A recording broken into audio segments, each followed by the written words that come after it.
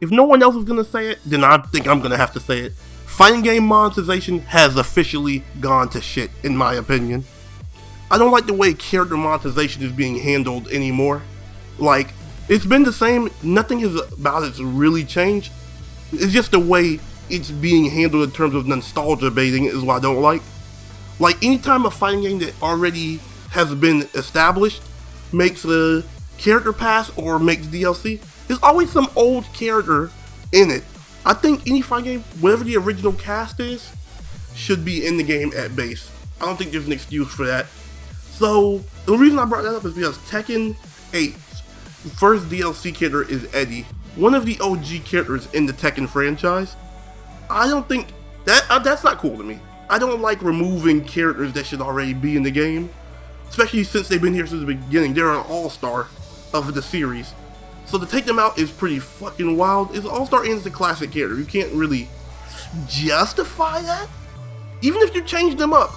I'm like, you change the character up, but the character is still the base game plan, the base gameplay is still the same person. I really don't fuck with that, but that's a personal gripe.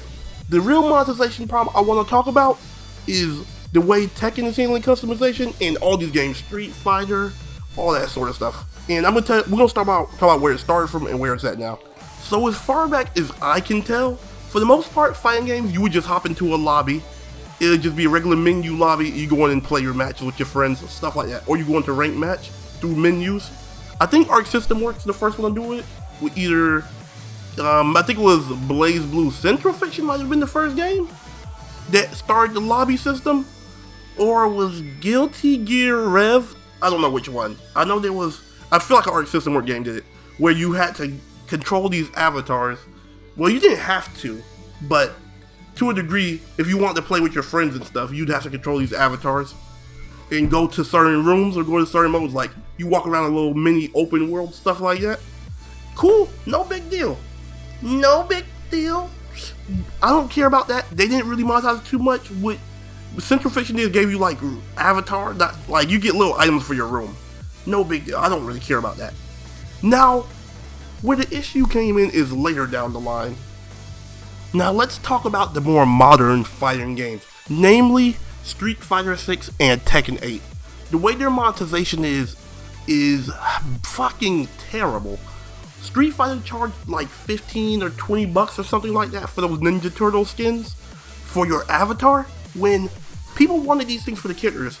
If you don't know, Street Fighter also did a Spy X Family freaking little event or collab, and they made skins that would have been perfect. All they would have had to do, if they wanted to do this, is make a skin for Chun-Li that's Yor, which they made a little animated thing where them two did like a kick with each other. So they could have done that.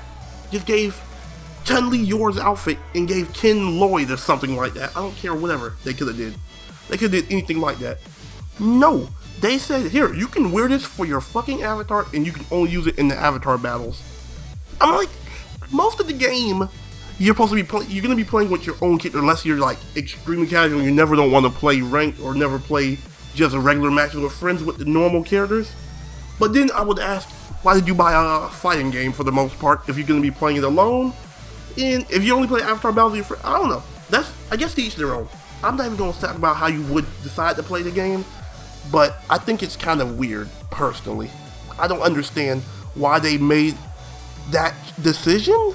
Yeah, but it's like full-on Fortnite now in Street Fighter. Like, they just skipped from Street Fighter 5 having a lot of cosmetic stuff, specifically to characters, to now that they have an avatar system, a lot of their monetization is towards avatars. They started to get battle passes.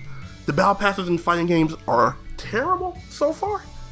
There's ones that did it right, like Brawlhalla figured it out, but they've been doing it for a long-ass time. My lord, this is ass. Like the Tekken one, despicable. Let's speak about Tekken. Let's talk about Tekken's monetization. This is so annoying on how they handled it, because Tekken isn't really known for its customization like that. It has it, but they have a game, Soul Calibur's probably known for it more than any other fighting game. That's like Soul Calibur's claim to fame is its customization, basically. So Tekken definitely, I'm gonna be honest, Tekken did definitely upgrade on its customization of its characters a lot. But this is the thing. they have a Tekken shop now where you can buy stuff, and the things that you can buy in it is crazy. Like, you can buy specific outfits for certain characters. Like, Law has a, I think, Bruce Lee outfit in there. But this is the thing, I'm pretty sure in Tekken 7, or is it 6? I think there was a Tekken where Law had a straight up Bruce Lee outfit he could just wear. I can't remember which one it was. Maybe it was Tekken Tag 2. I have no idea. But either way, that was definitely an unnecessary thing.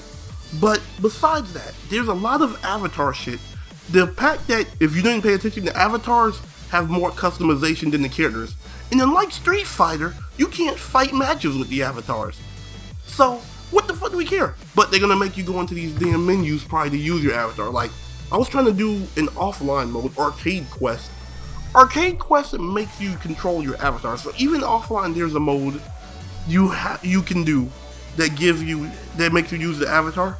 And then on top of that, you have to play that mode to unlock an offline mode called Super Ghost Battle.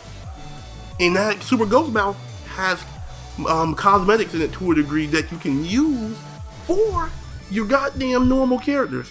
So they make you, at some point, you're gonna engage. If you unlock everything in the game, at some point you're gonna have to engage with the avatar.